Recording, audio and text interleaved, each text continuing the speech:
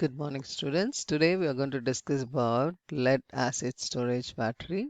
So it comes in Unit 2, storage devices, and here we are going to discuss about lead storage battery. The course outcome for this unit is to impart knowledge on various energy storage sources, and the Bloom's taxonomy level is applied. And the learning outcome for this lecture would be at the end of this lecture, you will be able to gain knowledge on lead acid storage battery. So let us see what is a lead acid storage battery. A storage cell or an accumulator is the one which can operate both as voltaic cell and as an electrolytic cell.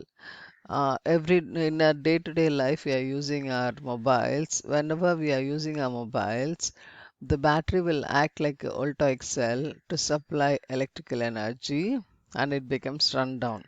When it is charged, the cell operates as an electrolytic cell. So it works both as voltaic cell and as an electrolytic cell, and that could be called as a storage cell or as an accumulator.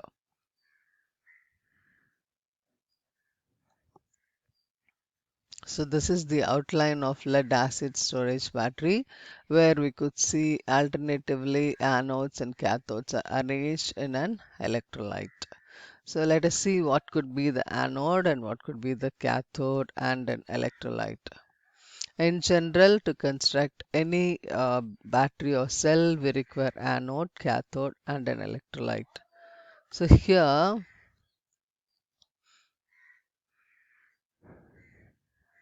the positive plate is lead oxide, negative plate is lead, and the electrolyte is sulfuric acid. So it consists of number of voltaic cells because a single cell we call it as a cell, an accumulation of cells we call it as a battery. So here we have 3 to 6 voltaic cells connected in series to get 6 to 12 volts battery. And the anode is lead, the cathode is made of lead oxide or a grid made of lead packed with lead oxide. A number of lead plates are connected in parallel as we saw in the last picture. Okay, they are connected in parallel, and a number of lead oxide plates are also connected in parallel. So the plates are separated from the adjacent one by insulator like rubber or glass fiber, which are immersed in 38% by mass of sulfuric acid having a density of 1.3 gram ml. This is very, very important to maintain the density. And the cell can be represented like this: anodic compartment followed by cathodic compartment. Okay, in the anodic compartment we have lead and the electrolyte is sulfuric acid. At the cathodic compartment we have lead oxide.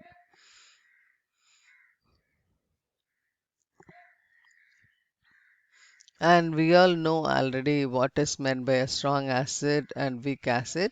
So strong acid undergoes complete ionization and weak acid undergoes partial ionization.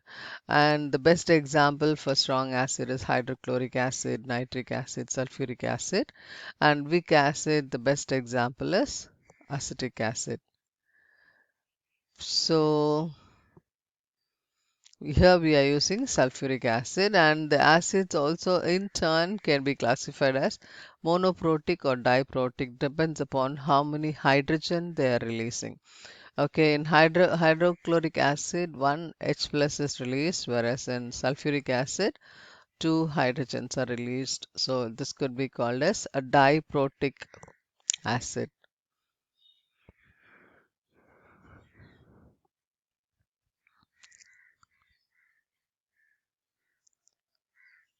So sulfuric acid is classified as a strong acid because it undergoes complete ionization. But this is not exactly true. The first ionization of sulfuric acid is complete and occurs instantly when it is in water, but the second ionization is extremely partial. So K is 0.12, 0.012. This is very important in understanding the chemistry of lead acid battery.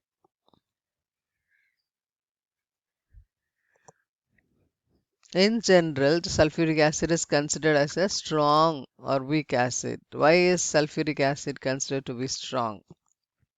Because it completely ionizes.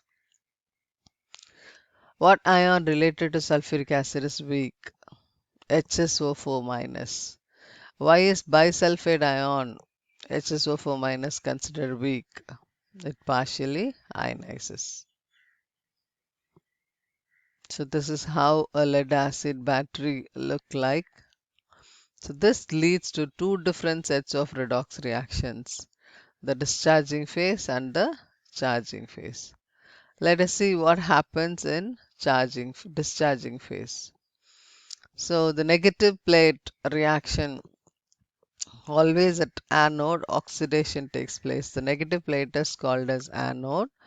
So at anode, lead combines with sulfuric acid and there is formation of lead sulfate with liberation of H plus ions and two electrons. Loss of electrons, we call it as oxidation. At anode, always oxidation takes place. The positive plate is called as a cathode and reduction occurs at the cathode. Cathode is made of lead oxide, so it combines with sulfuric acid. With acceptance of electron, there is formation of lead sulfate and water is formed. So overall discharge redox reaction is lead combines with lead oxide and sulfuric acid to form two lead sulfate and water. So the products would be lead sulfate and two molecules of water.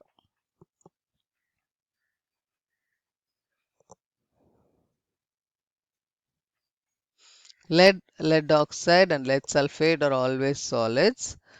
HSO4 minus, H plus and H2SO4 are always aqueous and water is always liquid.